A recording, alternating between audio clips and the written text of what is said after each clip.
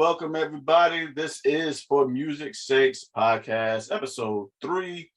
And this is your host with the most, Cy McClure.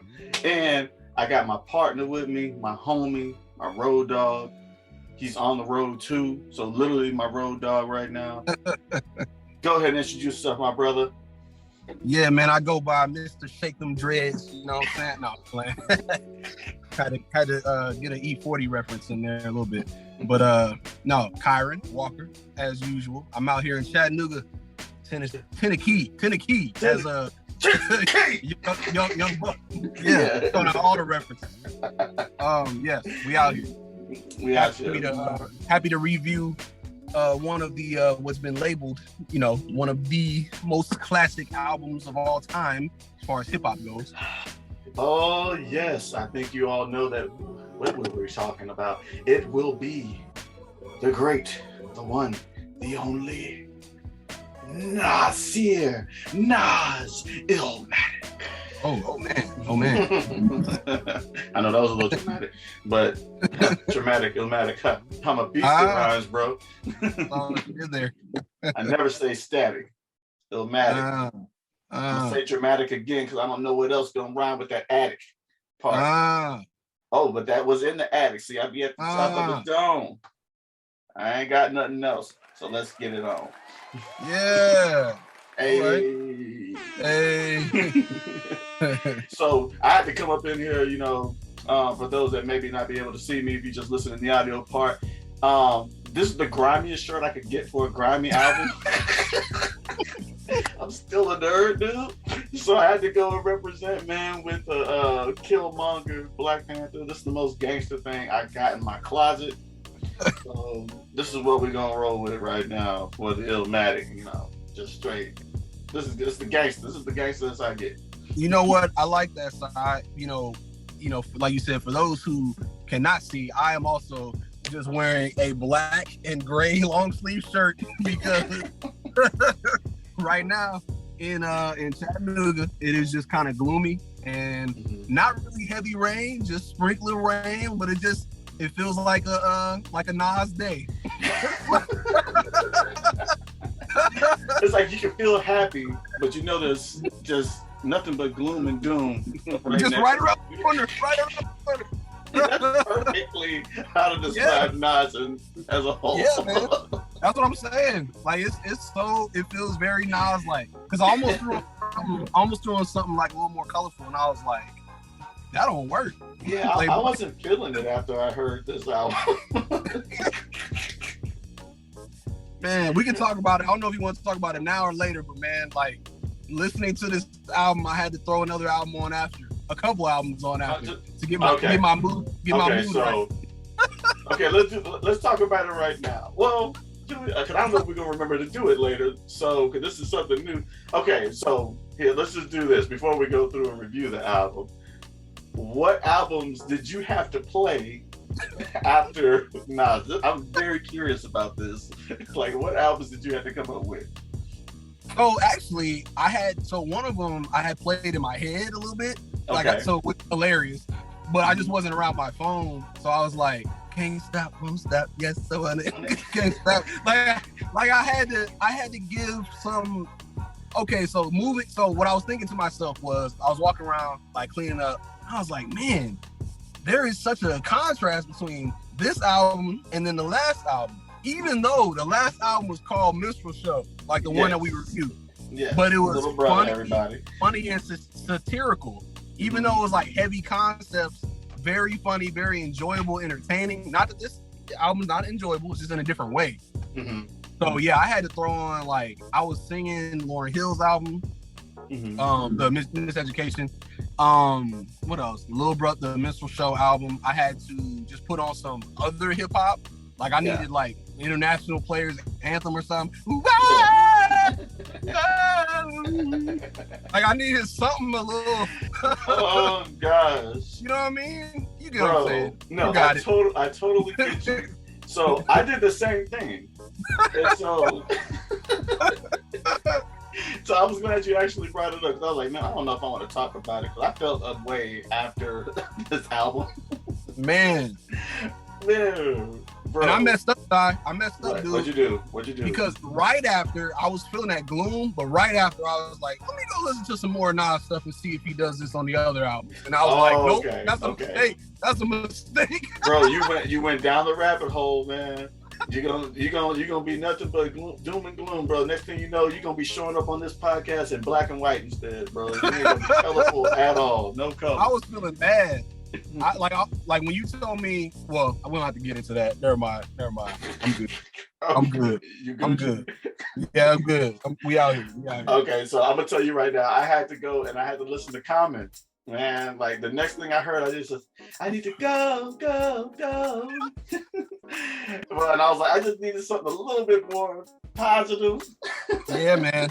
Yeah. I was like, man. Yeah, I'm like, I heard one light-skinned dude that was negative. I need to hear another light-skinned dude that's positive. That's the only thing I can think of. Wow. I just thought of that right now. I didn't think that when I first listened to it. That's crazy. Nah, but how do you want to treat this album? How do you want to get into it? Hey, yo, son, we just gonna have to go straight to New York. This is my best New York accent, man. We're just gonna get on this thing. We're gonna go bananas, man. On everything. So, on everything. Sound like you slipped into a little Mexican right there. I did. You know, I was trying to sound like I was Mexican in New York, but you know. Oh, I got you.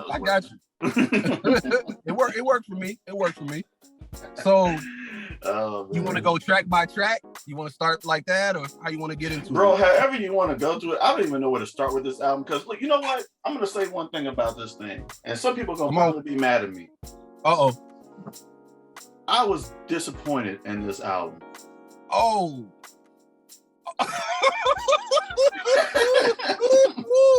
I wasn't ready, man. Okay. But for one reason, before we get it out of context. Okay. I was disappointed that it was only 39 minutes and a few seconds long. Oh. I didn't realize, like, the last time I heard this album, it was within this decade. I want to say maybe 2012, 2013, something like that, right? I just went back and I'm like, let me go through Nas. I started with Stillmatic and I was like, okay, yeah, we'll move on to Illmatic and did that. And I was like, oh, okay. This is bringing me back. It's making some memories of me hearing some stuff on the radio or driving in the car with my father at the time, when hearing stuff on the radio, explaining Nas, who Nas was and all this other kind of stuff, right? Oh. But it was like, I was like, man, when I heard it then, I was like, man, it just felt like it lasted long because you're in a car ride, so you just feel like things are gone. Because I would just be out there running errands with my dad, and it'll be like an all-day thing. So I'm thinking this album's like, long. Yeah. Bro, I was listening to it on my Spotify, right? And then next thing you know, it jumps into some other genres of songs. I'm like hearing Kanye on something. I'm like, wait a minute, did Kanye sneak an album or a bonus track on this thing that I didn't know about? Yeah. But I was like, it was over that quickly. I was like, wait a minute. Like, it's literally like watching 2 episodes on TV and it was done. And I was like, wow. Whoa. Okay, so that's where I started out disappointed with this album because I was like, this should have been longer. But it's an LP, I get it. I got two things I want to say to that. One, I'm gonna say we may have to revisit that like I have, not with this album, but with Stillmatic, I think of my dad too. Like I had just met my dad and he was putting me on to Stillmatic. I wasn't really into Nas at all. Mm-hmm. And I just remember him playing it in the car too, like a car ride, and me being like, yo, this intro is crazy, like on Stillmatic. Mm-hmm. Yeah. And so I just wanted to say that we share some of that, like our dads kind of putting us on game a little bit. But anyway, I think that's cool. And then I'm gonna say, so I was also disappointed while listening to this album, but for a different reason. And I feel like because of the state I'm in when I'm listening to hip hop nowadays, just over the last year or two, which I'm getting at, I feel like I'm gonna be like a negative Nelly, and I don't want to be that person. But I'm gonna let you say this first because I think I know what you're about to say. But go ahead. Well, okay. So there's this thing where I think all of hip hop, they have a consensus and they say such and such person is top 10 or such and such album is top 10, blah, blah, blah. And then as a kid, I remember just buying into that. Like, yeah, I agree with that. Yeah. Now as an adult looking back, I'm not sure I agree with all of that. And that's kind of where I was at on this album, which I don't want to get ahead of myself, but yeah. I'll say iconic album, but we're gonna rate it. We'll rate it. We'll hit the ratings. We'll get into it. I'm glad you said it first because I'm not gonna be the one getting so the brave hearts can come kill me. Like yes, every single one. Yes, they're gonna go Uchi Wally on your butt, man. I like that. Yes. Yes. Oh god, this dude brought out the brave hearts, bro. That's a whole nother album that we could get. Man. But I'll include that with the group stuff when we start getting into groups. Oh man, groups are gonna be fun. Yes, it is. Fun. Yes, it is. We're gonna see who's necessary and who isn't. Oh my gosh. So joking. No, but okay, I feel you in that. So I'm gonna tell you how this album started out for me. So I ain't gonna lie, when I heard it, the first three tracks, I was kind of like, and I'm including the first track, which is basically an interlude, really. Like, just had like 9 songs on this thing. Like when you really look at it, it's not straight up album, but it's only 9 songs. Just to let you guys know that. So the intro on it, I was just like, okay, this is gonna be old school because it started out grimy. Man, I wanted to say that it was AZ. I think that was for sure. Okay, for sure. Unmistakable voice.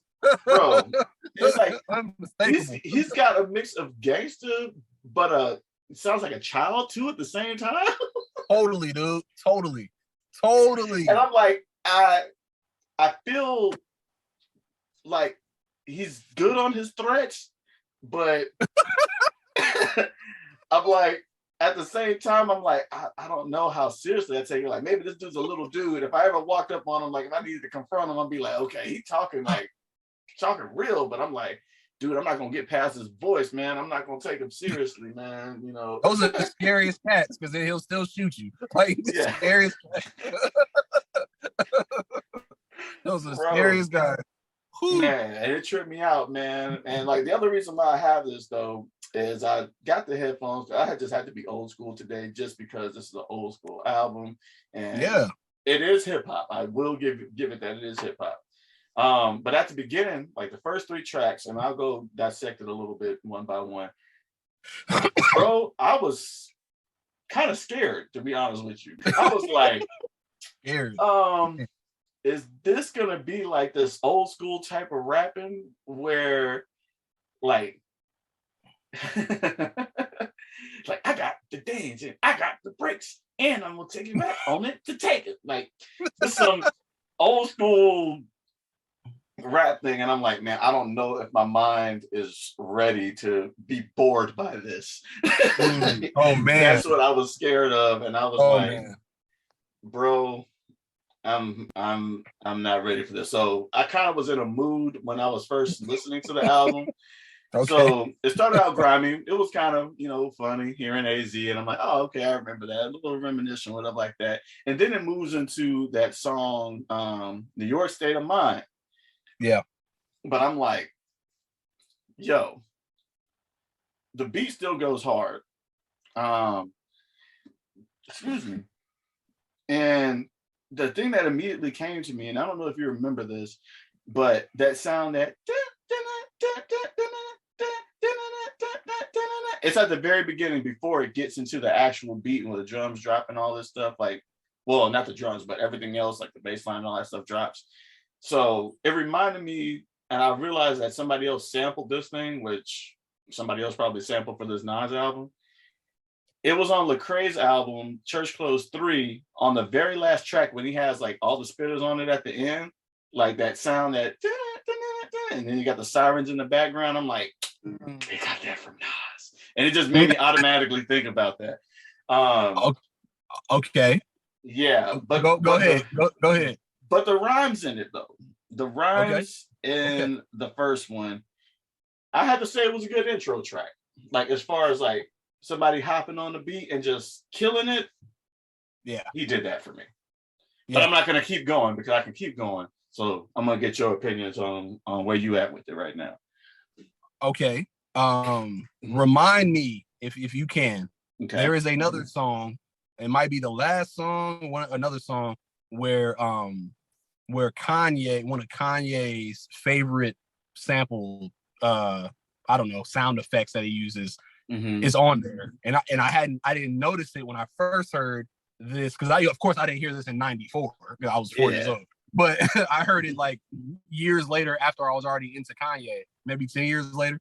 And I never connected the dots until today. And so I was kind of happy about that. Like, oh crap, he got that from Nas. So just remind me, it should come up. But anyway. I'm trying to think, man. I don't hear any Kanye. Even though it's crazy Kanye popped up after I was done with the album and it went to my radio version of Spotify. Yeah.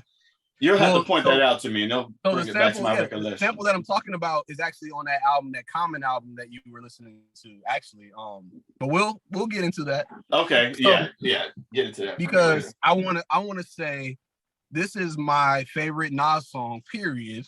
I think you might already know that. It's one of my favorite moments of him rapping. Yeah. Because he's just going in.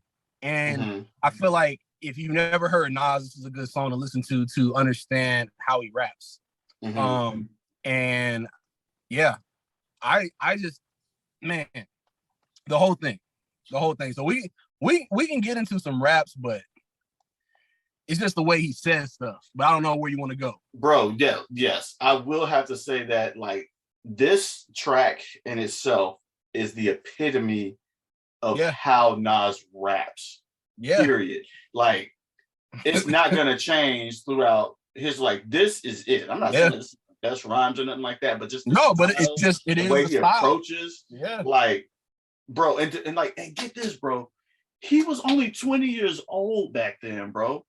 Yep. This is 1994. No, technically, let me be technical about this. Come on because it took him 2 years to make this album before they actually go to release it. Yep. So I was like, dude, in 1992, like, and I'm listening to Tribe Called Quest and stuff like that back then, and I'm thinking they're fire and stuff like that. But to hear somebody rap like that after what we used to hear from like 1980s to the 85 to the 90s, like nobody was rapping like this.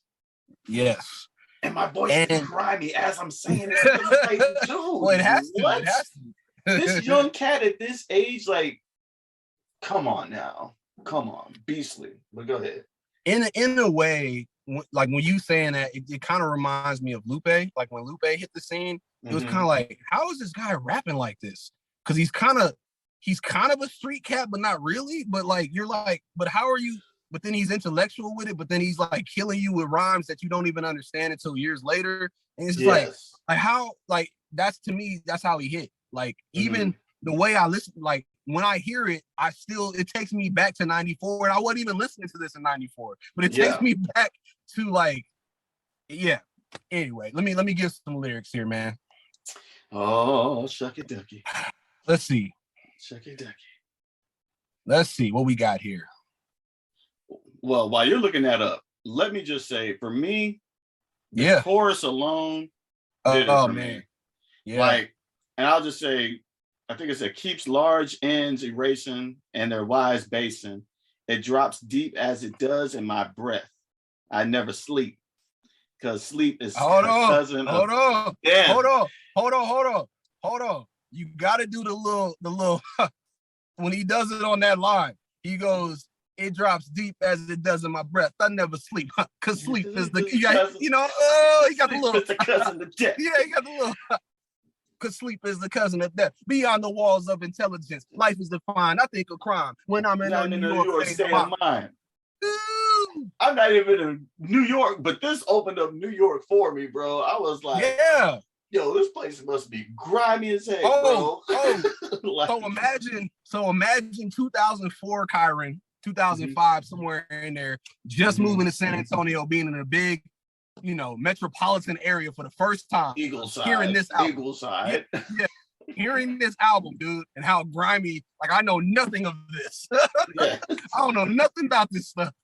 And just hearing it, man, it was so grimy. But like that's why I said, like, this is the quintessential song for Nas. Like it's very New York, it's very grimy. And literally he says, I think of crime when I'm in New York. Exactly. So like that's what it gives you. But just the way he rhymes. Let's give him another one.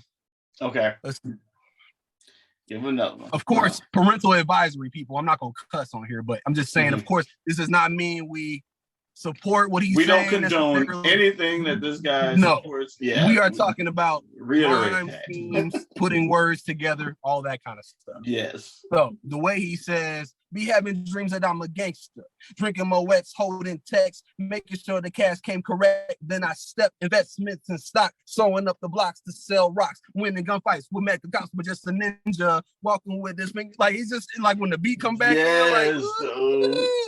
like. So let's break this down too, and we can move on off of this song. It's my favorite song. I can talk about it forever.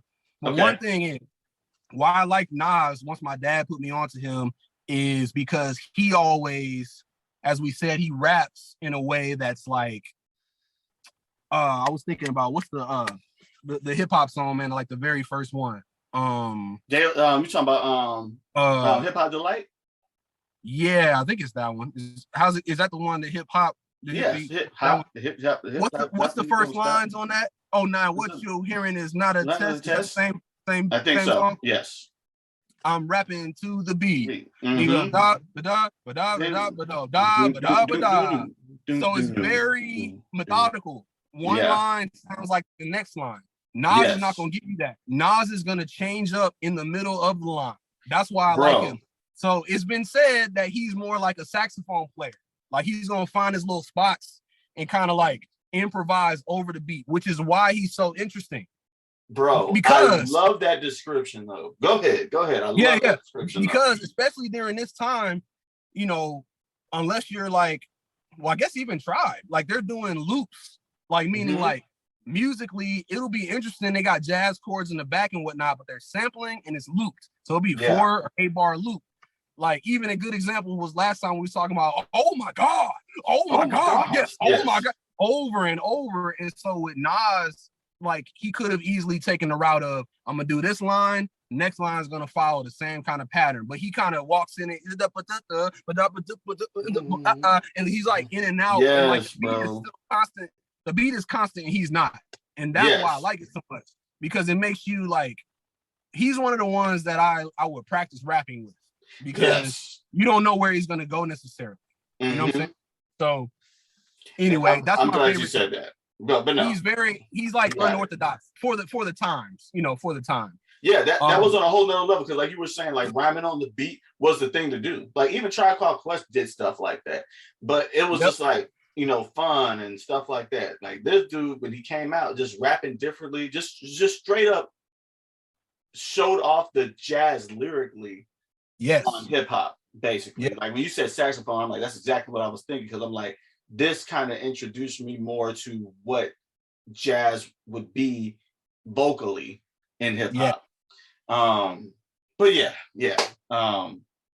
that's all I want to say about that track. Yeah, I'll move on, because again, I got, I could talk about that one for days. It's my favorite Nas track easily. Yeah, so. and this isn't a song review, it's an album review. So it's not.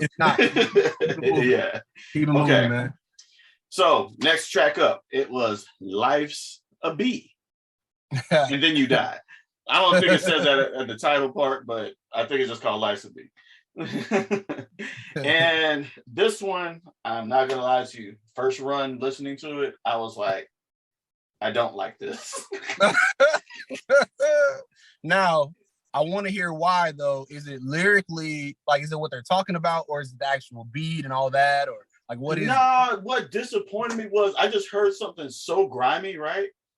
And then, but not even just grimy, but like the beat, like coming hard and stuff like that. And then it jumps into this like almost sounds happy, but you know it's not. Yeah. It's gonna be depressing still. Yeah, So yeah.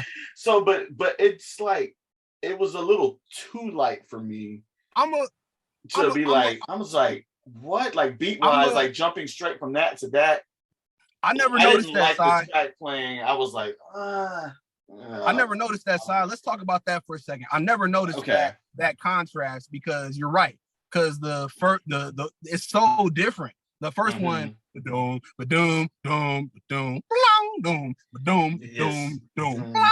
piano, and then the next one, the little pad in the beginning. Yes, bro. And the little pad. Yes, like, bro. It don't make sense. You're right. It does not make sense. I never noticed that. So thank you for pointing that out. Yeah, it failed me in keeping me in the mood. I was thinking in my head, if I didn't have to review this, I probably would have skipped this halfway through. But I'm like, this is Nas, and I got a job to do right now. You got a job. I got a job to do right now. So the first go around with it, I wasn't too into it until the trumpet playing came in at the end. It was the instrumentation of the trumpet at the end that made me realize I was like, Nas is into jazz, and this instrumentation describes who Nas is. Not so much the beginning, like lyrics. I could honestly care less about the lyrics in this song right now, but that trumpet thing just at the end, at that time, playing something live over a sample track is dope to me. It helped describe who he was, as far as like if I was a producer and I heard this track and I heard Nas, I'd be like, okay, you got this straight. You are a jazz musician over tracks, and I'm going to make sure to incorporate jazz when I make a track for you. That's where my mind went when I heard that part. So I'm sorry I'm not prepared, but I think I remember this. I think it was said that this was his dad playing. Can you look that up for me?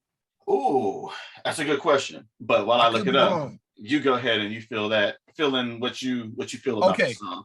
Okay, so I feel a lot of things now, like listening to it, years later. So early on, it was I skipped it too, I think. Early on when I first heard it like years ago, because I just didn't understand it. I just didn't get it. I didn't know who AZ was. I just didn't get what was happening. Yes.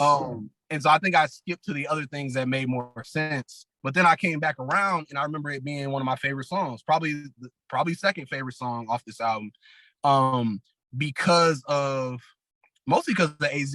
I like his he's just a funny character to me. Like I'm reading the lyrics now, like hey, yo, what's up? Let's keep it real, son. Count this money, you know what I'm saying? Put the grants over there in the safe, you know what I'm saying? Because we're spending them Jacksons, the Washingtons go to wifey, you know how they go. Nas, yeah, you know how it go. Yeah. Like hey, so much energy, and I was like, yeah. You're right, dude. It is his dad. It is his dad. Just wanted to let you know that. I didn't realize that until you said that right now. So fantastic, like connection. I thought that was super cool.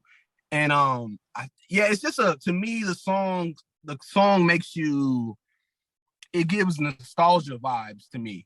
Even the horn playing at the end, yes. Like over the doom.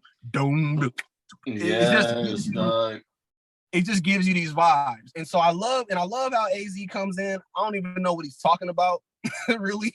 I just love he's very New York, very like hedonistic. This is like the YOLO song, like life sucks, so I'm gonna just do all the pleasurable stuff that I can do until I die. Exactly. That's all.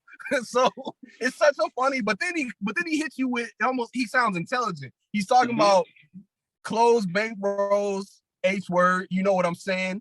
And then he comes in visualizing the realism of life and actuality. Like it's like, wait, what? I thought you were about to. Yeah, I thought you were about to. Exactly, you know what I'm saying, bro? Man? And he's still talking about what he wants. Like he says, and my mentality is money oriented.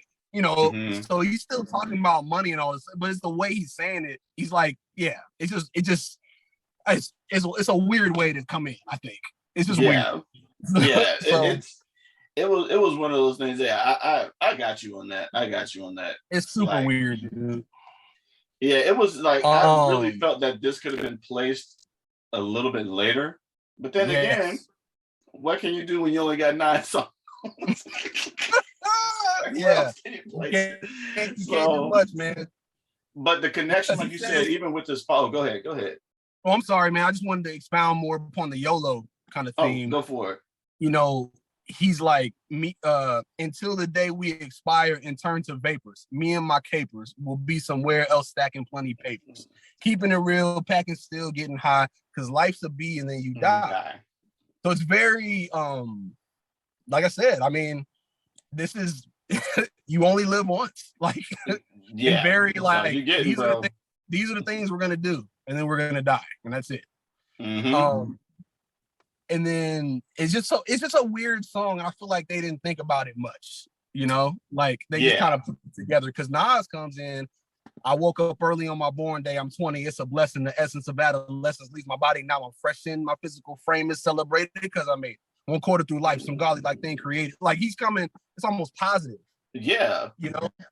So it's just a weird song. But like it's one of my favorite songs. I just like the rapping on it. Not for the words, but just the way they're doing it. So the way they're doing it. Yeah. Like rhythmically and whatnot. So well, I'm glad it got you. It was just the instrumentation that got me. It bees like that, man. I know it bees that way. It bees that way. But it's a solid track. Oddly placed, but solid for me. I'll give you that, man. Yeah. And to be honest, I'm not the biggest fan of the chorus. AZ sounds a little whiny, and then you get like he's kind of AZ always sounds whiny. yeah. I'm just not sure. Yeah, I'm not sure it's my favorite. So anyway, like that part, but good song to me. It's solid. It's very solid. It's very solid. Yeah. Okay, on to the next one. Yeah. This is the star of the show here. This song is the star of the show. And of course, you know, I already had a video for it, and everybody knows the lyrics of it. Pete Rock just came up with the most simplest of choruses. But it's like, it works so well with this. So, I mean, we just spit it. Whose world is this? The world is yours. It's mine, it's mine, it's mine. Whose world is... Bro, that simple chorus right there, and then like when you listen to it or look at his lyrics and stuff like that, I could tell one, the beat was dope, made for the radio. The chorus just chimes in. It's simple enough for the radio. And if you notice, Nas didn't cuss as much in this song, and especially being on his explicit album, like that was designed for radio. Period. Pete Rock and them had a gem with this one. I'm not even going to go in lyrically about this song because it's one of those songs that no matter what, it's one of those epitome songs of hip hop to me. Of just like how you can come up with a song and then like doing what it did for hip hop, just coming out and introducing us to this artist that, you know, beyond, you know, New York streets and stuff haven't heard of. Yeah. Like, I totally agree. When you were doing the chorus, it just sounded so... It's what I think of when I think of the word hip hop. It's just so like just head bobby, like, yeah, that's it. I got to do one line just to talk more about Nas. Hey, I know Nas is one of your favorites, so I'm gonna let you go in on as many lyrics as you want. Okay, cool. It's just the way he puts stuff together. It's just so I just want people to understand, like, if they haven't heard him, like, this is what he does. Like, so he says, I'm gonna say it slow. So he says, I sip the Dom P watching Gandhi till I'm charged then. But he said he puts the then is like then writing in my book of rhymes, supposed to start like a new sentence kind of. So he puts charged then, writing in my book of rhymes, all my words past the margin. But like, so he's rhyming margin with charged then, but that doesn't really go.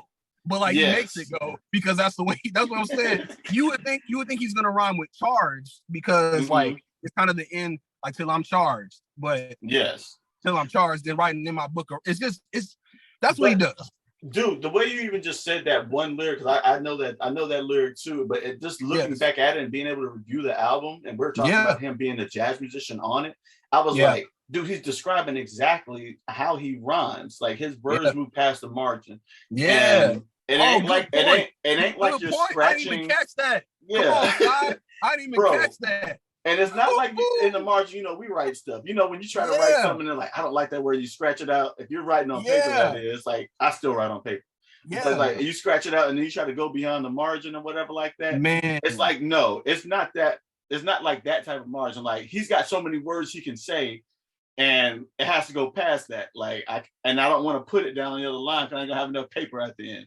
That's what I feel when I hear this lyric. Dude, thank you for pointing that out because that's such a. I wasn't even thinking about what he was saying. It was more about how he said it. But that's perfect. He is saying like, and he rhymed it that way on purpose too. I'm sure. Yes. Like to where, like when you describe the then comes in and then writing like.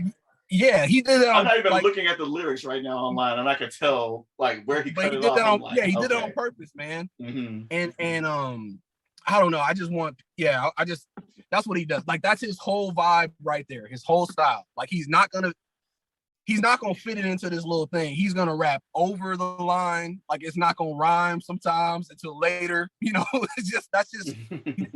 more about feel than like being technical, I think, if that makes sense. Mm-hmm. Like he's more about like fitting in pockets, like just where he wants to fit. And like it makes sense to him. It makes sense to nobody else. Yes. So that's it, man. So that's it. That's it for lyrics. There's so many lyrics I can go by, but I tried to limit myself in pulling out my best ones. Yeah, go ahead, man. Because like it's so like I can, after going through and like listening to the stuff, like before I went to, I listened to this album 3 times. I mean, it's only 40 minutes long, so I had time to. Oh, that's funny. So did I. I 3 times. Like literally 3 times, like trying to do it back to back. I gave myself a break after the first listen, but going back to it, I was like, okay, all right, that lyric's dope. I just want to see if the lyrics upheld what it was, and so far. Well, go ahead. My man's Nas is hitting with it. Well, what about the chorus though, or the I'm out for presidents to represent me? That part, I mean, what do you want to say about presidents to represent me? I've got nothing to say about that. Okay. Yeah, I got nothing because it kind of speaks for itself. You're talking about nothing with Jay-Z or nothing in his Dead President song, and nothing you want to say about any of that. If you want to, because I didn't even think about it like that. I don't. I was just wondering. No, if it has something to do with that, I'm unaware of it. He had beef with Jay-Z or trying to reference Jay-Z. I shouldn't say beef at the time. I don't think they did. Well, no, like on Jay-Z's on that what was it, Reasonable Doubt? Reasonable Doubt. Mm-hmm. Yeah, he sampled Nas. That's all. That's all. But we don't have to dang. I didn't even think about that. Dang. Yeah, all right, you're right. I was trying to say, how does that relate to Jay-Z? But no, we don't have to go in. This is where you, the people, need to go in and listen to some of this stuff. Because, I said, we can spend a whole day and we will barely get through some of these albums the way that we have to. We analyze and look at it. We don't have the time for it, so we're going to do the best we can. So we can go to halftime. Oh, halftime. Ready for halftime? Halftime. So halftime made me laugh. This one off. So halftime made me laugh because if you're listening to the album in sequence order, you're like, halftime? Are we already? It's been 2 quarters. Like, are we already? Bro, and I didn't even notice it until the 3rd listen. I'm like, oh, you call it halftime because literally this is halfway through the album. Yeah, and you're like, wait, I thought we just started it. I'm like, because by the time you get to halftime, that's usually like, at least in my mind, that's usually the last kind of, we've talked about intros and great song or the good songs and singles that they put at the top. That's like the last kind of catchier one or whatever to me, like 5. But then 6 is like the one you skip. Yeah, but what's crazy though, bro? I'm disappointed in Nas on this one because Genesis is not a song, bro. Yeah, exactly. This is not technically halftime. That's what I'm saying. You were wrong, Nas. You were wrong in this. I'm sorry. I'm totally with you on that. It's so fast, like because you're not. If you're listening to this album later after you've already heard it, you're not listening to the Genesis. Like you're skipping to the songs, bro. You know what I'm saying? So then you're gonna tell me on the 4th song we already like halfway through. Like dang. Oh, I was like, come on, fam. Gosh. Yeah, so anyway. Yeah. Let me. I'm trying to get some of this music here. Go ahead. He's playing something. Don't copyright us, bro. Oh, I'm not. Okay. I was hoping you couldn't hear it. I don't know. I can hear everything. What I like is the little jingle bell kind of like that. Okay, I like that. That's so little old things. School. That's so old school. Then when he says nasty knives in your area, about to cause mass hysteria. That's so early 90s hip hop. What else rhymes with area? Hysteria. Blaring you. Nah, that's just putting two words together. Let me just keep hysteria. Right, that's one word. But but you're right. He could have been like nasty knives in your area, so sick, about to cause malaria. Like he could have said that. Yeah. It would have been right. It still would have been 90s though. Exactly. Like, it's so like you know what I'm saying, man. The old school rap. But where we are now, you wouldn't think. Oh, you would. I imagine if a kid that's never heard of Nas before heard this thing now, after hearing, where hip hop is today, they're gonna be like, man, this dude don't have no rhymes. Yes, I totally agree. Most of these mumble rappers don't have any good rhymes when you really listen to it. But oh wow. But I digress. That was just me getting that off my chest. But they're not gonna appreciate something like that, even though, and this is what I see. Again, going back to him being 20 years old. Come on, man. Still rhyming like that at that time, and the cadences that he did, and then everybody started out. Like, honestly, I can say I started rapping like that. Like, my goal when I started writing in high school was make sure that last word always rhymes, no matter what. And it'll be like a one syllable word. I rarely did two, because I was just like rat, cat, like stuff like that. And then later on, you start to get the chop up syllables and things like that. You build to that. And for this, Nas was already pretty much genius level.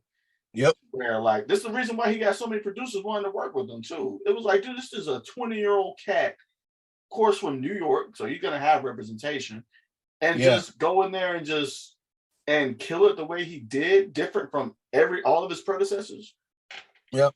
Yeah. You found a prodigy is what they found. That's why so many people wanted to work with him. So a couple of things on that. Yeah, if y'all, we don't have time to do it here, but if y'all want to listen to, or y'all want to look up the credits on this album, legendary producers are working on this album. Legendary. I'll just throw DJ Premier out just to say one. Legendary. Pete Rock. So Pete Rock. I think Large Professor. Large Professor's on there. These are guys you got to know. Q-Tip produced one, but yeah. Q-Tip, yeah. So here's something I want to talk about with this, because I hadn't noticed it till today when I was listening to it. Oh, okay. I didn't realize Nas was such a weed head. I never realized that. And so here's one line. Thank you, bro. I was like, dang, bro, there's weed in every song. yeah. So I'm gonna say a couple things here. So in halftime, he says, "You couldn't catch me in the streets without a ton of reefer." That's like Malcolm X catching the jungle fever. I love that line because that's so funny. Yeah. Like Malcolm X, catching the jungle fever, hilarious. If you don't know what jungle fever is, go look that up. Yes. But there's so many references to I think back then I didn't know what Buddha was. He keeps saying Buddha, and I'm like, what do you like? But now I'm older, I'm like, I know exactly what that is. Yes. So I'm like, every song he's talking about smoking weed, that's insane. I didn't know. He was a weed advocate. If there was ever, they should have sponsored him. If this stuff came out nowadays when it's trying to be legalized and all that stuff, he would have probably been the number one sponsor, because he mentioned it in every single song. Every song, dude. And being conscious on top of that, you're just giving them more ammo, bro. Absolutely, man. So that threw me off. Man. I was just like, oh, I never really thought of you as a heavy weed smoker, but all right. Okay. Yeah. It made me laugh so much. Because I think of him always talking about his rhymes, New York streets, and guns. Those are pretty much things that he always says. Yes. But weed, I just never thought about. I would have never guessed it either, bro. And it's killing, because it's this is what he started out as. So it was I should have known this, but when I was younger, I was like, okay, it's just a dope rhymes. That's all I hear. I was not paying attention. So anyway, that's funny. But go ahead with the next song or whatever you want to do. Okay, so last thing I want to say with Halftime, though, I'm not going to go into a whole bunch of lyrics and stuff like that, but I can tell you this: Nas would probably be canceled nowadays if he said this. Oh no! So many things. I was like, oh, what happened, bro? My song is playing. I'm like, don't play. Like, you're playing really loud. Dude, see, Kyron, you were representing that boy. So I'm a fight to not get copyrighted. I was like, mute. You represent for music's sake so well, Kyron. Thank you for trying to save the podcast. Ooh. Thank you, man. I boy almost killed himself trying to stop. I was scared, man. Okay, yeah. So, like, is this the song where he says? Let's see. He says a derogatory word for homosexuals. Okay, this is the one. So yeah, I heard that and I was like, you cannot say that, bro. Like you would be. And I thought about it. I was like, I wonder if anybody said anything about this, because nowadays people will, they'll go back and say, "Oh, you said this years ago. You should be canceled now." That whole thing. So yeah, and I'm pretty sure if somebody took the time to go back and listen to it who isn't a hip hop head, it would be like, no. But Nas isn't famous enough either nowadays. Like you don't see him on the line. I shouldn't say like he's well known. No. And I would still go and see his concerts and stuff. But he's not like a Kevin Hart who's on like every single thing. Or like you won't see him often. He's just pretty much like I walk up to you, type of thing. Yeah, like, right. He's not untouchable. Let's put it that way. Yes. So I totally agree. And honestly, I think he's so chill right now. Like with everything that he's been through in his life period, like canceled. Like people hardly knew me anyway. So like what the heck am I gonna be canceled for? And that's you gotta be scheduled to be canceled, right? Like you can't. Yeah. But then he ain't even on schedule. I like that. We're gonna use that now. Right now. Like, you can't cancel something that was never on schedule.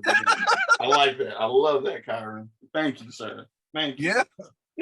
You can't I see what you're saying though. Like you can't. Yeah. Like I love that.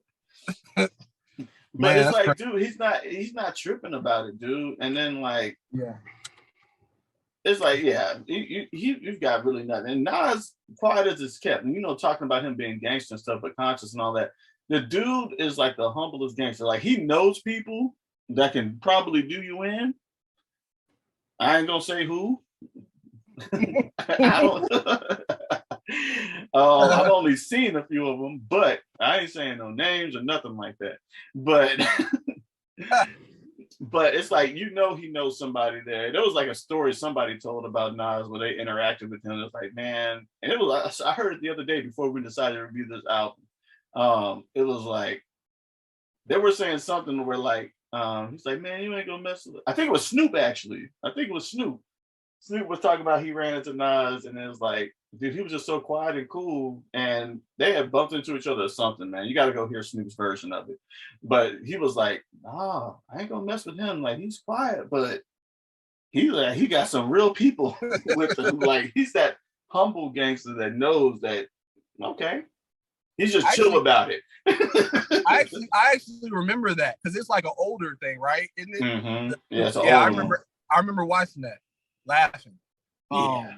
So. That's. I'm like, if Uncle Snoop don't want to touch Nas back then when he was gangster, like, that's like, dude, don't mess with Nas. Like nobody is messing with Nas whatsoever. Especially when you destroy Jay-Z in a beef, like, I mean, and Jay-Z got his stuff too because he wound up signing Nas eventually. But so it was almost like some win, some loss. Like they're pretty much even right now. When it comes to that, but I'm glad they did. They're phenomenal together. But whatchamacallit, but it's just like, bro, like you can't touch him. Like he destroyed one of the kings of hip hop in one song. That's still famous to this day. And it's like, okay, try to go back and search your history. Like everybody knows Ether, and the Ether beat, you can't help when the Ether beat comes on, you gotta kill it. You better kill it. Yes.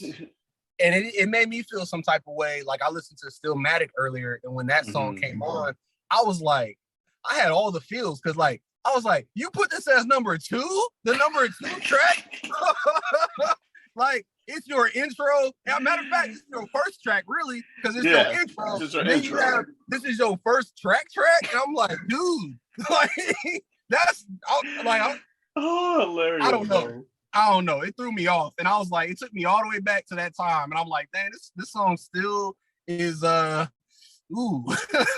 hurts a little bit. So yeah, I had to turn it off, man. I had to turn it off real quick. You turned it off for real? I turned it off. Yeah, I turned it off. I didn't even get into the raps.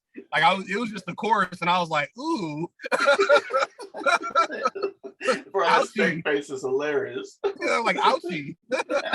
You're hurting me. Stop. You're hurting me. I wasn't ready, Si. I wasn't ready. Ready. All right. Moving on. Yeah, moving on. All right, so that was halftime. All right, so you know me, man. If y'all don't know me by now, I'm a big Tribe Called Quest fan. I grew up on Tribe Called Quest, so it's almost like they can almost do no wrong to me. We'll probably review them one time, and I'm gonna probably be like the most biased person ever with them, but we'll find some stuff that might not be as good when it comes to them. But this one here. So this helped me see how much of a storyteller that Nas truly is. We hadn't mentioned that yet. Thank you. Yeah, we haven't. We haven't. And it should have been said a while back, but we're getting better at these reviews. So, trying to mention it at the time and stuff like that. But this one described it enough for me to where it was like, okay, Nas can spit, because in this track he was actually talking to. It was like he was talking to people that he was, his homies that were incarcerated, just letting them know what was happening in the streets right now. And I'm like, to tell it like it is, and then the beat on top of that. Q-Tip has a way of finding a beat that fits a concept perfectly. This one here, like.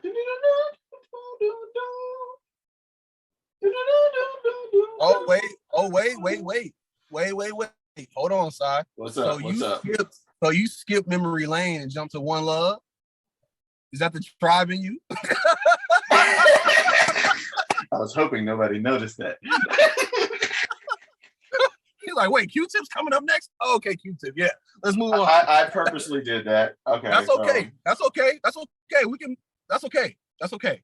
I want to talk about that song anyway. The song that we're discussing now. I'm just letting you know. It's fine. Okay. It's fine. Fine. I'm gonna probably get hate for it. Album, not song by song. Album. Like you read an album review, they're not gonna touch every song, so it's fine. You can touch memory lane, because I got my reasons for not doing that song, and I'll probably say it later. But I want to talk about this one. I'm talking about. I purposely said it. I'm mad you called me out on it. I was just hoping people didn't see it. My bad. Nah. Okay, but anyway. So talk about that beat again. Okay, so talk about the part where just the sound. Boom, boom, boom.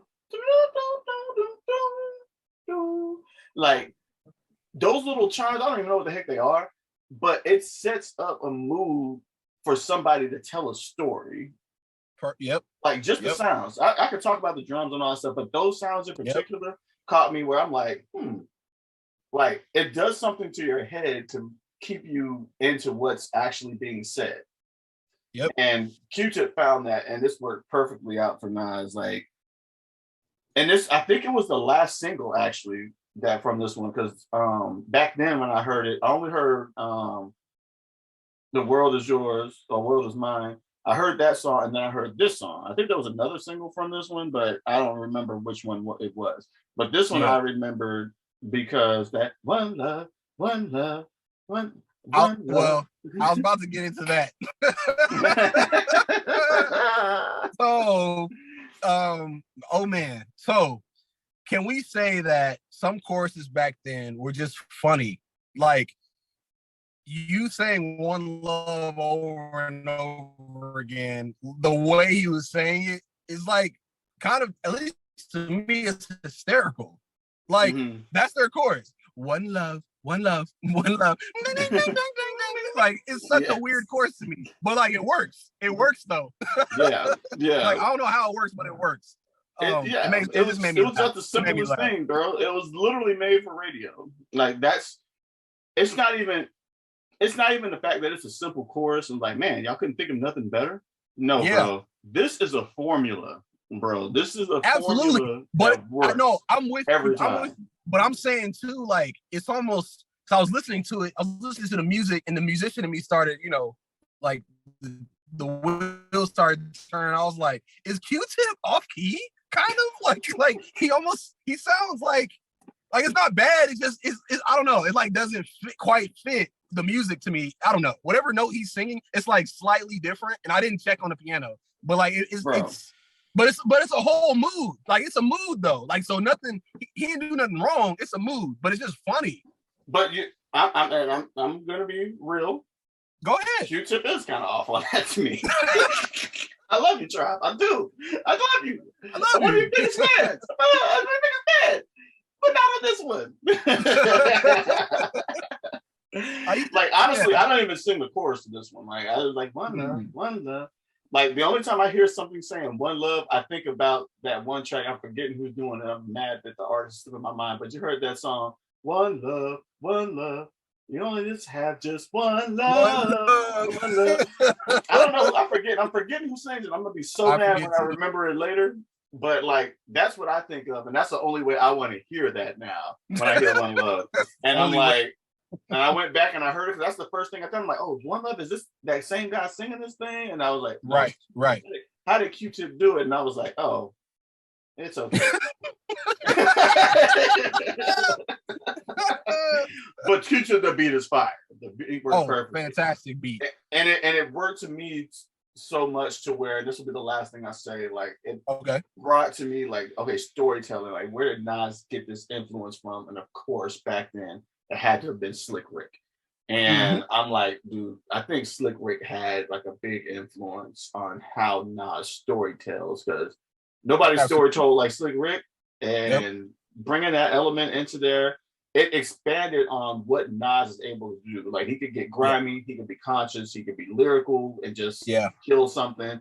He could go beyond political correctness. And he could tell you a good story. And I'm like, this only expands on how much it seems like he's a hip hop prodigy. And that's my take on everything right there. Well, so I want to say to that, like, I feel like I'm so glad you brought up the storytelling thing. I completely forgot. I think that's why I like, back to the first song, that's why I like New York State of Mind too, because he weaves like story in there. Like he's talking about, dropping the gun and then picking it up or whatever. And then like all the, like, if you're not which I'm not, like, if you're not a gangster, like a lot of this stuff is kind of over your head or like just sad and grimy. But like but he tells it to you as if, I guess the album as a whole, I guess we could say, what it made me think about is like, especially if I'm thinking 2014, like 14-year-old Kyron, I'm thinking about, it's almost like a documentary of Nas's New York life. And but it's almost like, it made me think of like a museum.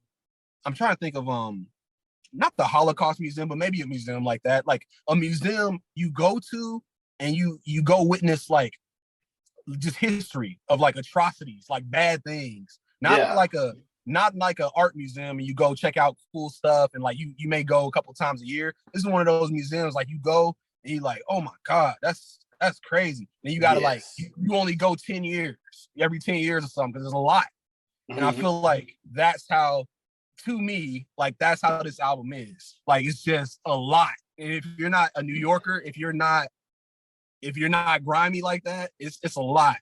And so that's one thing. And then another thing, I'm like, when Nas is in his bag, like he's very good at doing the saxophone thing we said. And then if you take that and the storytelling together, it's a great formula. He's just like, it's the hook. At least for me, this is for me. If the hook is messed up, then it's kind of like, oh man, like this song could have been like really great and it's just great, or it's just fine. Yeah. Like to me, Nas needs simple hooks. Like that's why this One Love works. Nas needs like either a scratch hook, which I can explain for those listeners, if you don't know what that is, but that's one of my favorite style hooks, which DJ Premier does. Mm-hmm. It's just where he will often take random little sentences or phrases from various records. It could be totally different songs and like put them all together and scratch it together and make a hook out of other people's words or Nas's words, whoever's words. Mm-hmm. And like, if Nas is not singing, it's a win. No offense, Nas, love you, man. It's a win. And if it's very simple, it's a win because it's a stark contrast to his storytelling. Exactly. Similar with Ghostface. Ghostface is like fantastic in storytelling. It's funny and it's like he just gives you like the New York stuff too. It's just funny, but like I don't care what Ghostface is rhyming about. I care about the story. Like, exactly. You know what I mean? So it's similar to Nas. Like sometimes I don't really care necessarily what he's saying. It's more the way he's weaving it in and out of the beat and telling the story. It's like it makes for a classic song because it's a story. You can always go back and read a story. You know what I mean? Exactly. So anyway, go ahead with that, brother. But no, you're absolutely right, man. And now that you even said it, it kind of ties into like, okay, maybe the reason why for these simple choruses also not only just to be radio friendly, but like you don't want to hit some people with too much lyrics because, I mean, I'll say this, like Lupe Fiasco does that. And if you're really, really, really into lyrics, then you'll appreciate a lyrical chorus. But like back then, you trying to get the party started, even though these are not really party songs, because it's not. No. but it's like, okay, I need something that, especially with me coming out to everybody right now, like no one's really heard of me beyond the streets that I'm around.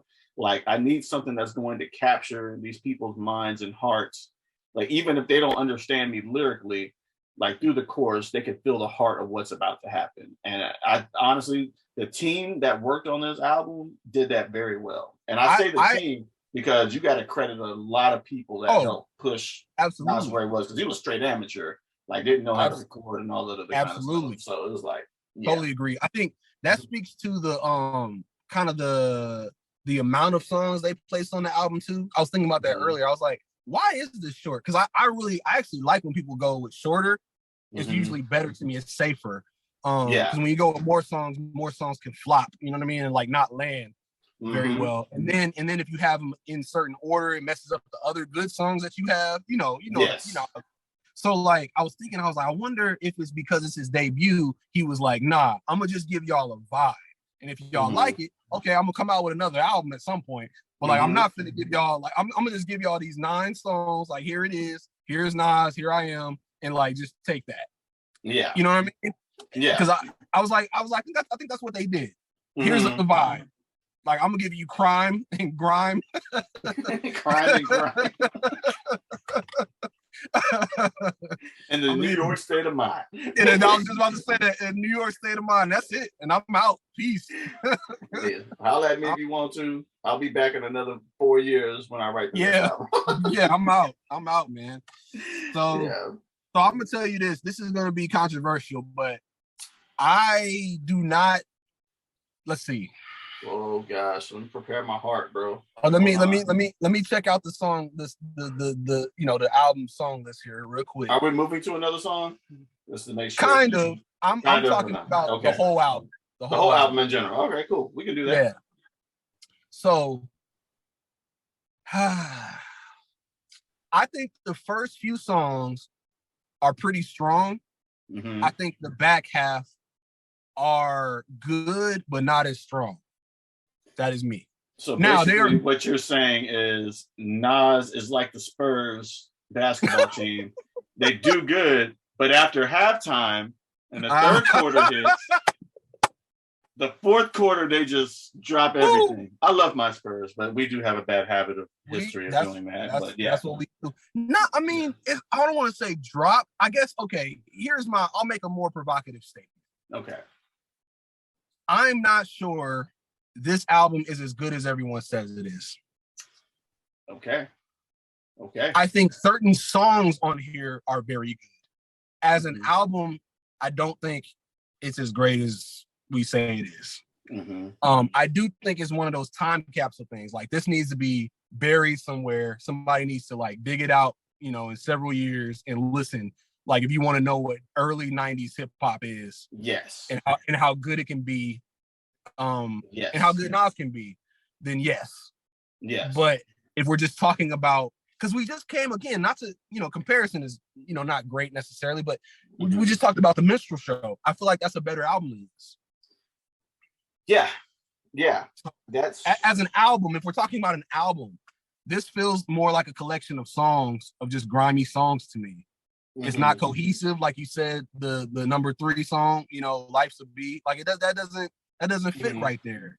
Yeah. And then we got Halftime on the 5th, on the, you know, it's technically not the halftime. The 4th song. Yeah, it's kind of weird. And again, that's not to say the album is trash. It's not at all. Yeah. I'm just saying it's not what I remember. Like I don't even I wouldn't even listen to some of these just to listen to them. You know, now, again, we're talking about nowadays. Yeah. Like I would not listen to "One Time for Your Mind," and I like that song. I like it. Very true. I would not listen to "Represent." I like that song. That was supposed to be his hype song. That was supposed to get the people bumping. Represent. Nah. One word choruses, baby. That's all we need. I'm glad. I'm glad you're doing it. I'm glad. Gosh. What I like more side is like more than the songs is I like all the talking in the background, like at the beginning of the records, like "What up, Done?" Like Done. When's the last time you heard "Done" with a D? Yes. Like what up, Done? It's so New York and so like like I said, quintessential. It's like this is, you need to know about this album. Like this is history. It's more of that than good music for me. For me. You got to be a hip hop head to like just listen to this nowadays every day or something.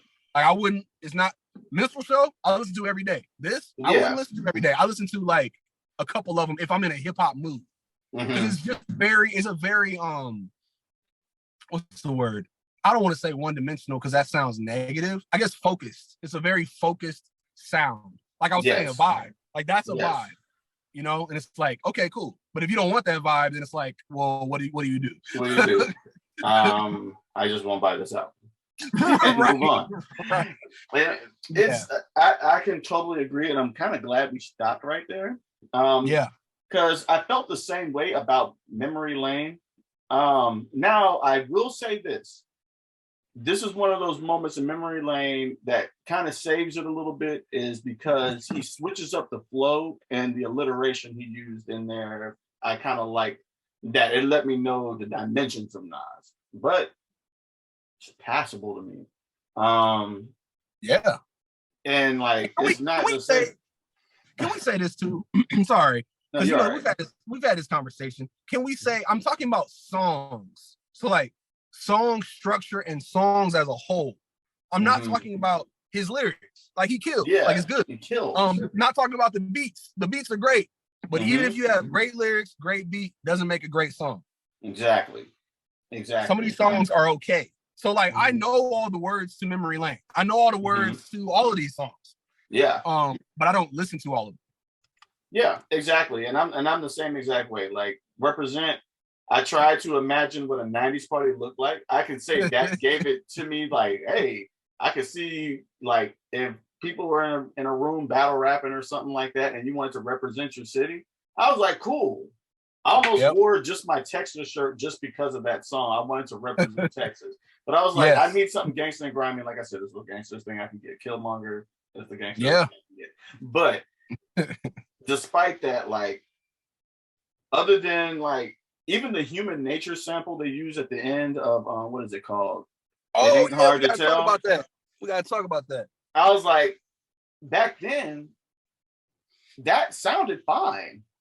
Yeah. And that's like, okay, cool. And I love Human Nature. Human Nature is a dope song. Great song. Great song. Yeah, but it's like, why? It's human nature. But can you hit that high note?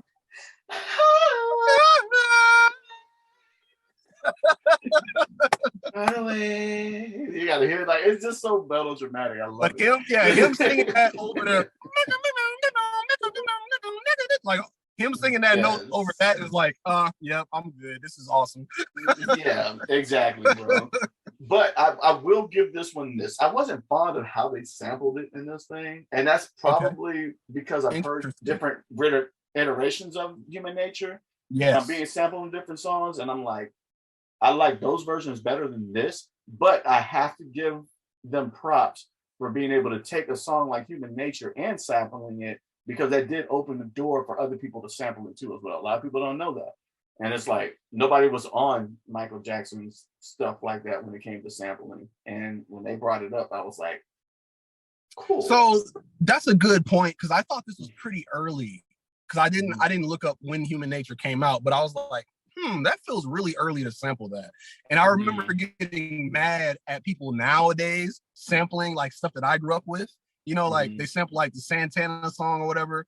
I was like, hey man, it ain't time. No, yet. it's not that time. I know the Where and the Closer is 90s, but let's not jump in there. Don't make me feel old now. Yeah, exactly. Don't do that to me.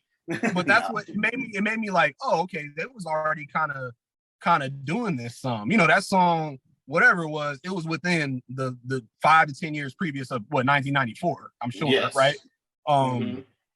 So anyway, I that kind of gave me like a pause. I was like, okay, so they did that in 94, like, you know, like they were sampling things that had been out recently. Yes. So that you know, it made me like say like, Kyron, okay, shut up, dude. Like you're not, you know, it's okay. Yeah. And then so I'm glad you mentioned that song, because the Kanye sample I was talking about is in that song. So if you can play it without, you know, it being loud, if you can't, it's fine. But it has that it has that part. Okay, I know what you're talking about now. Okay, so all right. It's in a million Kanye songs, and so I'm going to have to go through that. I did not notice that until you said that now. Like as soon as you did it, I'm like, hey, you're right.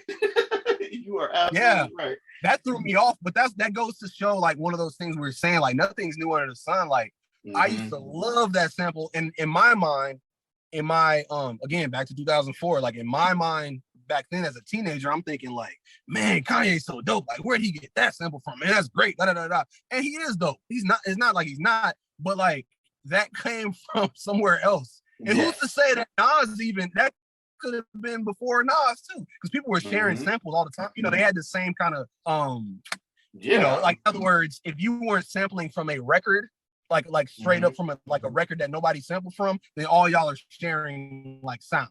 You know what I'm saying? Like in other words, people were using the same beat breaks and all that. So it's like, and you got to remember, most of these producers on here are basically sampling geniuses. So like they probably shared a lot of stuff in between each other. I think even one of them calls themselves like a sample god, and I think it's LES. I can't remember, but it's on there where they kind of refer to themselves. It's not like said in the album, but if you like read the credits and stuff like that, he kind of calls himself that. But it was just like, yeah, man, like there's nothing new under the sun. Everything that you said that I really agree with you when it comes to that, man. So now comes the overall review. Okay. It's a classic. It's a legendary. Timeless. Does it fall into what did we call it? I forgot my rating already for the middle one. Like a tweener. Is it a tweener? Is it something that you just drop? But is it basura? Like like are we straight up trash canning it? So I will say this, because I'm in a pickle about this. Part of me is afraid of how people are going to think about it. Part of me is like, you know, I love and appreciate what Nas does for hip hop. I want to make sure that he gets his clout and gets his honor. So I do honor him when it comes to, you know, putting hip hop in the state where it is there and bringing like a lot of conscious and lyrical, just changing up the style in general, storytelling, all that stuff. I'm having a torn heart, because one thing I did notice the first go around I listened to it, I was like, this is okay. I might pass on this. The second time I listened to it, I was like, you know, a little bit more analytical, and I was like, okay, this is pretty hot. Like, there's even a song on there, I think it's in that One Time for Your Mind. Bro, it is not mixed well at all vocally. It is not mixed well at all. Okay. Because like you can hear like there was no de-essers. It didn't seem like it had a pop filter on the mic. Like, oh my god, like, I can't hear it all. But it kind of worked for the song too. I was like, hey, this is dope. Like when I started out, I was doing stuff like that, rapping. I didn't care what the heck was on it, and people loved it, bro. And I was like recording on CDs and cassettes at the time, and I'm like, I ain't got no kind of mixing on this, but people were like, yo, this is tight, bro. Like, y'all are actually recording. This is the fact that I knew how to record something on a microphone program. People were like, same, dude. Yo. Same thing happened to me in high school. Same thing. Yeah, like, people was actually checking for my music, and I was like, this is, you know how we record this, right? Like, you know it sounds like trash, right? Like, bro, I had a little computer microphone with a stick at the end, like, and it literally came up like right here, and like it was trash. The diaphragm, and I didn't even know it didn't even feel like there was a diaphragm in the microphone. But it was a little $30 thing. You lift it up, and I would just hit record, and I'd just be like, yeah, going in there rhyming just like this off of a little thing. Like no thicker than this cord, man. That was not a solid microphone like you see back there. Man, but that tells you about the heart of it, and the heart behind this album is great. Like he did this album for us. Like, people, if you don't know, like, you can go back and probably see documentaries, but I remember that he made this album for his homie who was named Illmatic something, but that's where it came from. Like Ill Will, is that the guy? I think so. Yeah. But that's what he named this thing from, man. And I was like, I didn't go back and look up the history on it. I just going based off of memory at the time. I was listening to it. But like, with that appreciation, the heart of this is great. It's a foundation hip hop. And and this is the thing that tricks me out. And you can put your feel in, and then we'll rate it. As I listened to it more, the better it actually got, which was weird. And I know, I was like, man, this is old school. Like, it's not the same. And he's on a whole nother level now than when he was back then. But just seeing it for what it is, and I'm kind of stuck. I'll probably get my judgment after I hear what you got to say. Well, as you were talking, as usual, it sparked some stuff in my brain. Mm-hmm. So I was thinking, man, you're right. I think this album, the way it sounds, the vibe that it has, it wasn't made for me. Yeah. It was almost like a love letter to his homies, Queensbridge, his whole, like, where he came from in the streets, like a love letter to the streets, if you will. So like represent. Exactly. Like, so it wasn't for me necessarily to understand and all of that. But even with that being said, as you were talking about not what Nas has done for hip hop, yes, he has done a lot, but it's almost more him as a person, his persona, and his body of work, as opposed to one album or two albums or whatever. Because I kind of do the same thing with other albums. There's not a Nas album that I just love one track, like number one through whatever, how many tracks he has. There's not an album that I love like that. There's songs that I love. Yes. From albums. And so that's not to knock him, but yeah, I guess it's similar to what you're saying. The more you listen, like, it gets better, but also maybe like the more songs you listen to by him gets better. Like, you got to take him as a whole thing, not a project. Like, kind of like, listen to this project by him. Like, well, no, you're gonna be disappointed. No offense again to him. It's just I don't hear a lot of cohesion in. Yeah. At least, and we're talking. I should say this too. I haven't heard a Nas album, like any of the albums that he's come out with since like Hip Hop Is Dead. So you're talking about however many years. That was like 2006. James, so you haven't heard him and Damian Marley? No, that's what I was telling you. I told you on the phone one time. I was like, why haven't I heard this? Because like, that sounds amazing. Like, that sounds like it would be great. Yes. And then I didn't know Kanye. I guess he's on Good Music now. I didn't know that because Kanye made an album. Bro. Me neither. Kanye made with him like in 2018. I didn't know that. I'm like, okay. But like, I don't keep up with that. So I'm saying I'm not talking about the Nas like 06 and beyond. Like I'm talking about just 90s, early 2000s Nas. You keep seeing it over and over again. Like Illmatic, probably my favorite Nas album. But like there are some real songs you should skip on there. They're just not good. They're just not good, man. Kyrie, you're gonna get them after us. No, I'm joking. Oh, I know. Yeah.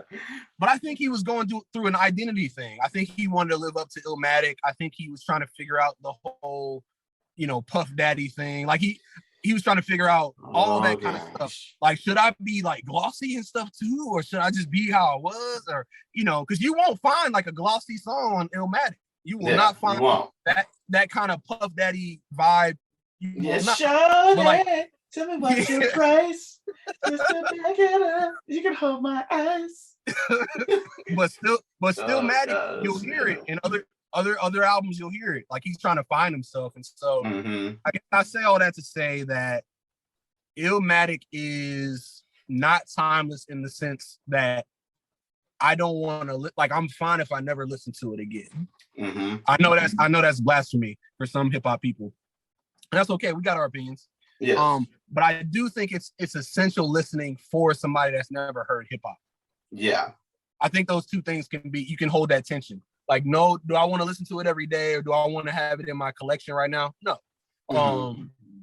But I'll have a couple of songs. Yeah. New York State of Mind and well, maybe just that one. He said maybe just that one.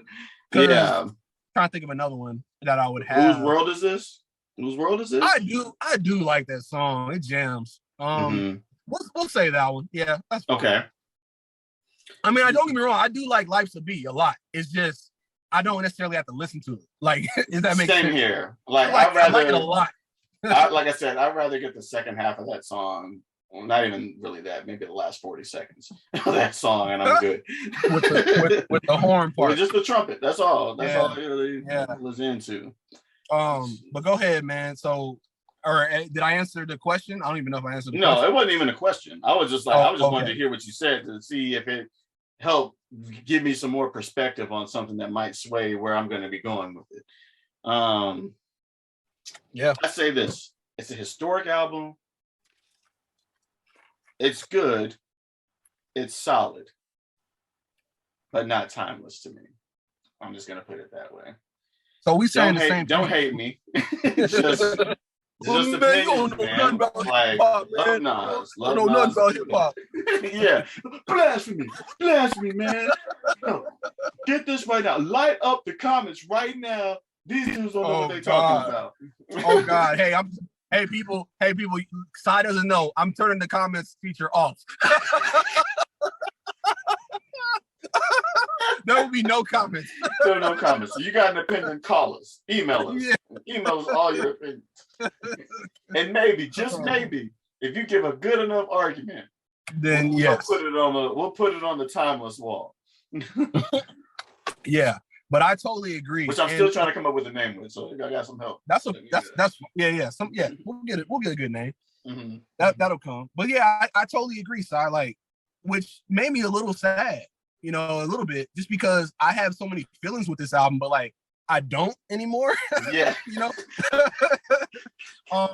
And some albums when I go back and listen, I'm like, oh yeah, this still gives me the feels, But like this one, it really. It was all like you said. It was almost a pain to get through it. And again, I'm not trying to. I get that that's blasphemy. I know. It just, and I know people are gonna hate that we didn't even get through the last few songs that they love. It ain't hard to tell. Like that's it ain't hard to tell. It's banger. Good. It's good. It's good. It's a solid thing. It's a good closer, but.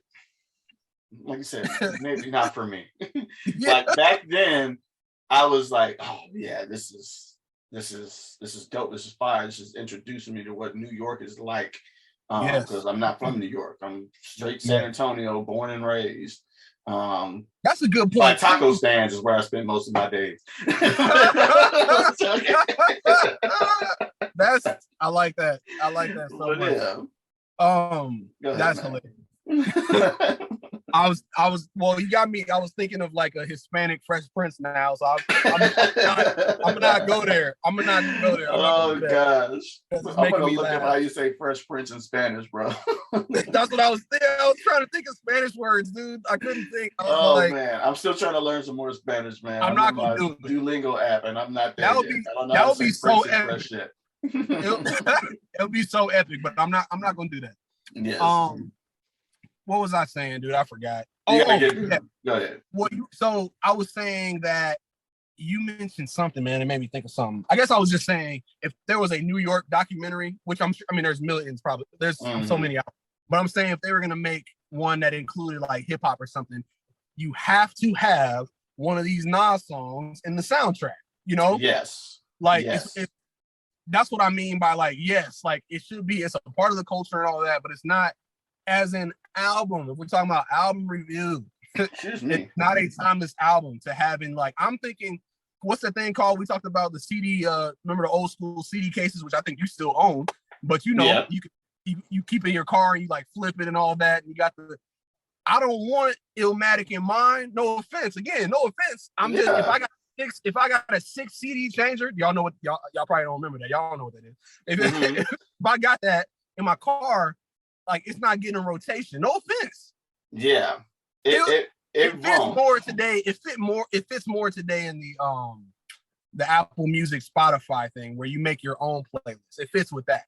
So I'm gonna take, you know, I'm gonna get me Got Yourself a Gun. I mean, we're talking about Illmatic, but you know, I got some certain songs from certain albums. I'm not gonna put a whole album on there.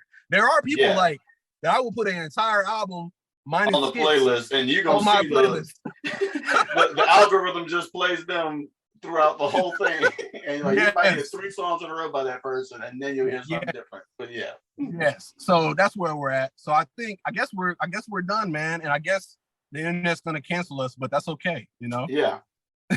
That's okay. What you can't cancel what wasn't scheduled. Oh.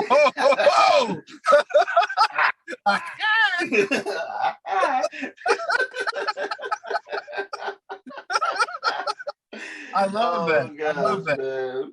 Yeah, you can't though. You can't. For music's sake is out. It's out here, but it's not out here. But it ain't. So say all you want. But guys, man, I will say this. Say this, and I'll end it this because rating wise, what do you want to give it? And I forgot our ratings. I forgot our ratings too, and I forgot to pull my list out, but we'll go back and I'll refresh it on the other episodes. But what rating do you want to give it? We're gonna go back like the source. We're gonna go back to the old school. The source. What they do? 5 mics, is that what it was? Yeah. 5 mics, 4 mics, 3.5 mics. Oh gosh. We should do, you know what? I think that's a cool rating system we should do. Do the rating system on the time that it was out. Yeah.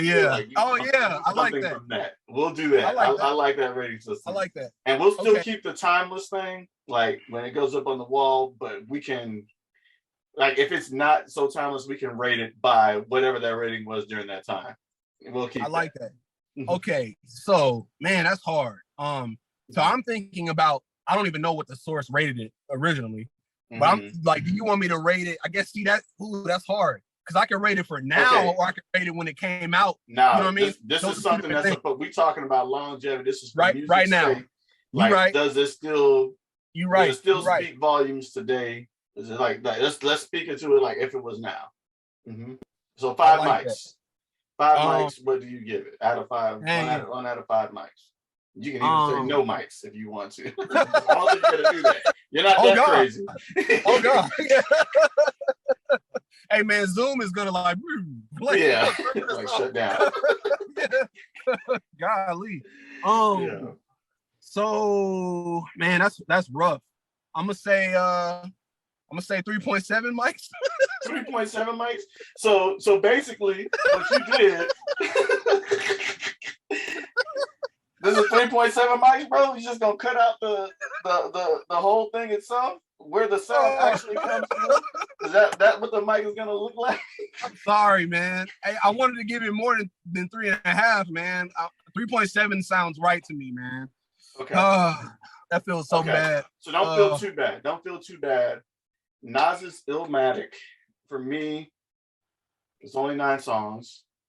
Don't count that 10. Right. You know, I got songs that I like, so I'll go back through it real quick. Okay. I like New York State of Mind. Okay. Not so much Life of B. Whose World Is This? Is fire. Halftime, it's up there lyrically, so I'll say 3.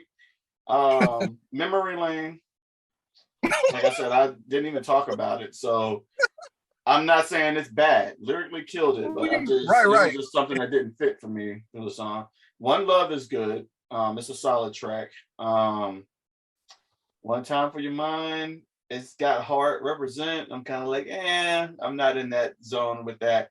And Ain't Hard to Tell is good. So like 6 out of 9. I'll probably be right there with you. 3.7, 3.8.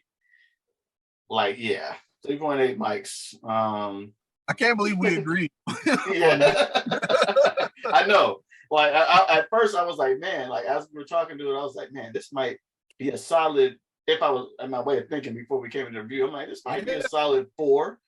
But I couldn't give it to it. I couldn't give it to it. I can't either, man. So, dang.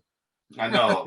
I sound disappointed because it's like, man, like I guess back then, like you said, the feels for it were like something different. But hearing it now, it's still it does. Let's put it this way: it holds up, but not to the level that I held it up at back then. Exactly, because it's not the best way to describe it. Not trash at all. Mm-hmm. But yeah, you're right. For a 20-year-old Nas, mind you.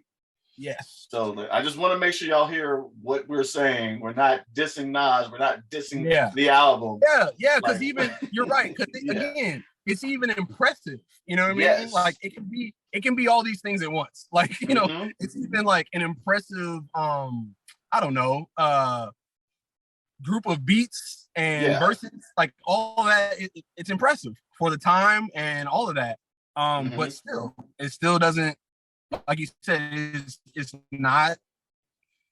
Yeah, it doesn't hold up. It doesn't hold up for me. To the same level, like you said. Yeah. Get somebody from New York though around our age. Oh man, they'll probably be like, bro, why do you even have it on a mic system? Timeless. Right. Yeah, we won't even have to talk about the album. It's time. It's just like when I say it's historic, like his stuff to me. Like because of what it was done and where it was at, and the Hip Hop Museum, I could see it there. I could definitely see the Illmatic there. Just the album cover alone. If I was analyzing the album cover and all this other kind of stuff, the documentary that they put behind it, like describing everything, I haven't seen it in years. But it's like the way they built it up. Like I was like, this is an historic moment to me. But for sure, Hey, Sty, I got to start driving. What do you want me to do?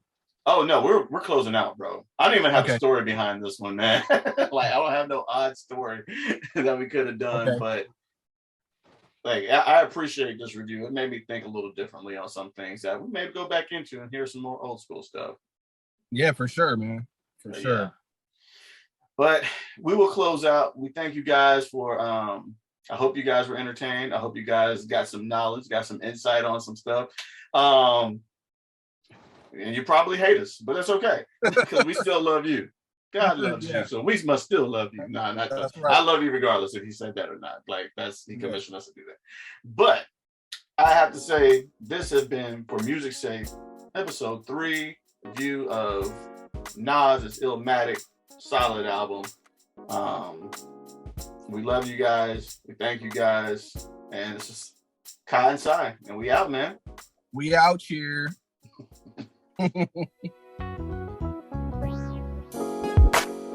Thank you all for joining and listening to the For Music's Sake podcast. Please subscribe to our YouTube channel, leave a review on whatever podcast platform you're listening to, and also go check out our website, formusicsake.org. We drop new episodes every Tuesday. Come and join us next time. All right, thank you. Bye.